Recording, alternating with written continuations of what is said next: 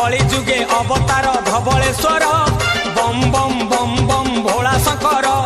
बजुथा मने शिव शंकर